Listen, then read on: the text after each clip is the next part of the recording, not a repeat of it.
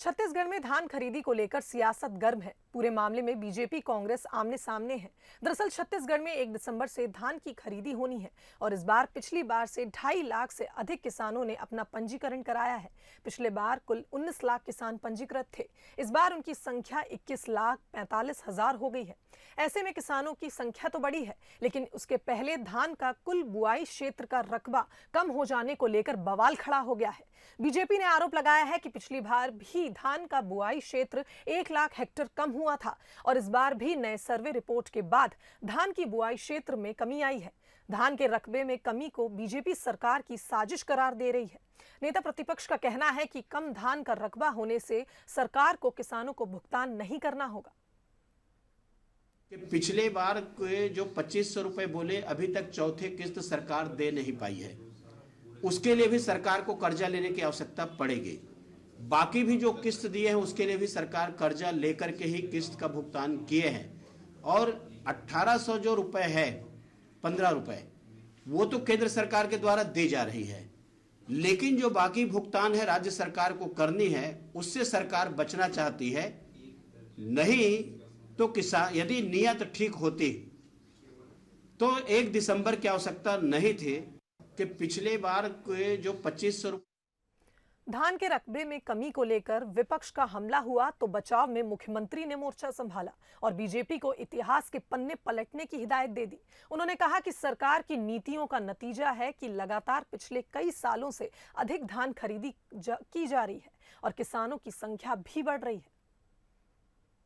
थोड़ा सा पन्ना पलट लेना चाहिए। उसके शासनकाल में 15 लाख किसान ही रजिस्ट्रेशन कराते थे और 12 लाख किसान धान बेचते थे।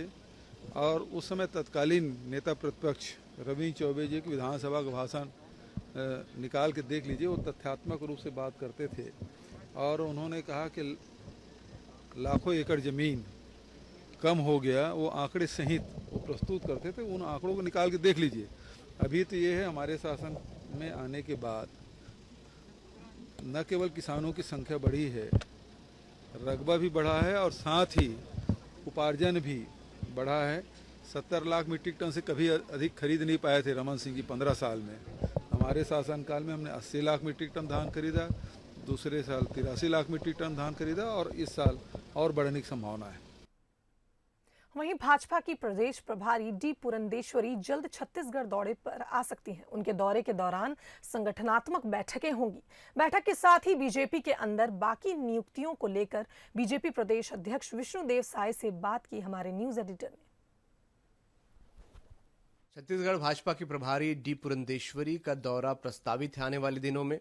क्या उस दौरे में होगा और भी कई विषय उस पर बात करने के लिए हमारे साथ प्रदेश अध्यक्ष विष्णुदेव साय जी हैं। साय जी, आपकी प्रभारी डी पुरंदेश्वरी आने वाली हैं, कब आएंगी और किस प्रकार का दौरा रहेगा?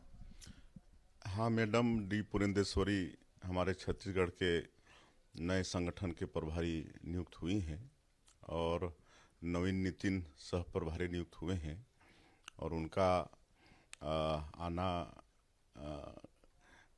अभी डेट तो तय नहीं हुआ है, लेकिन वो उनसे मेरी भी बात हुई है, दोनों से बात हुई है और वो आएंगे निकट जल्दी ही। कुछ खास रहेगा उनके दौरे में संगठन को लेकर? अब देखिए, संगठन के प्रभारी हैं, सह प्रभारी हैं, तो एक बार तो उनका आना स्वाभाविक ही है। अब वो आएंगी तब पता चलेगा। उनका जैसा निर्देश होगा उनके निर्देश पर मतलब काम करेंगे। अभी रायपुर ग्रामीण का नियुक्ति यहाँ पर अटका हुआ है, इसके पीछे क्या वजह है, कब तक हो जाएगी? कोई वजह नहीं है, बहुत जल्दी करेंगे। पिछले समय और कार्यों की वजह से व्यस्तता थी, मरवाही का उपचुनाव भी था और भी कई काम थे, अब बहुत जल्दी करेंगे। पुनिया जी का दौरा होने वाला 28 तारीख को सुनने में आ रहा है, फिर से निगम मंडल को लेकर लिस्ट विस्ट खंगाली जाएगी। अब देखिए, कांग्रेस में इतना अंतर कलह है कि ये लोग निर्णय नहीं कर पा रहे हैं और ये छत्तीसगढ़ की क्षति है कहना चाहिए। अगर जल्दी निगम मंडल में इनके लोग चयनित हो जाते तो उसका जरूर लाभ छत्तीसगढ़ को मिलता। तो आने वाले दिनों में हमको देखने को मिल सकता है कि डी पुरंदेश्वरी जो प्रभारी संगठन प्रभारी हैं वो राजधानी पहुंचेंगी और उसके बाद संगठन की एक बैठक होगी। उसके बाद संगठन में और कसावट लाने की ये पूरी कवायद यहाँ पर होगी।